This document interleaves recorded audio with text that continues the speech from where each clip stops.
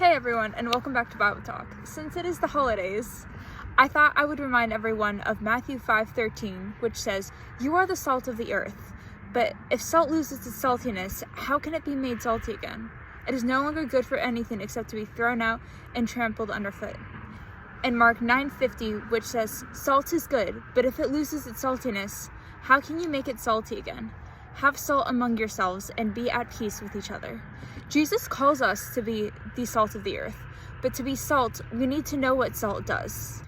Salt can preserve things. Salt adds flavor to food, and it can actually, in some cases, be used as medicine to heal the sick.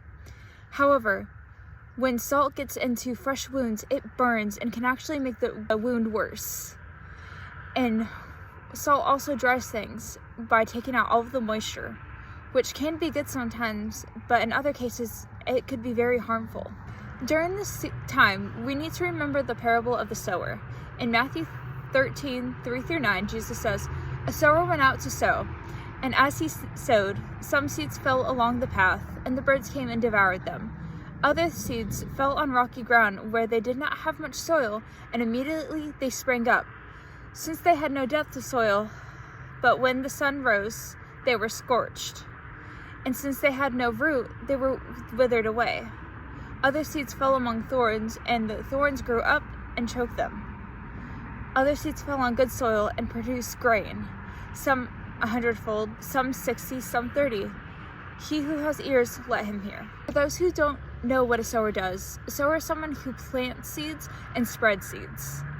As Christians, we are to go spread the good news like a sower spreads and plants seeds, but only that.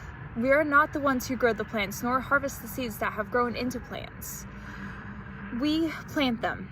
We don't always know what type of soil they are going to land on, but God does. It is up to the receiver, who is the soil, and God on how the seed will grow and where it will go after it is harvested by God. It is not up to us to force growth and say ahead of time where it will be going and after its harvest. We are only to sow the seeds. Thank you for listening, everyone, and may God be with you in this joyous season. Bye.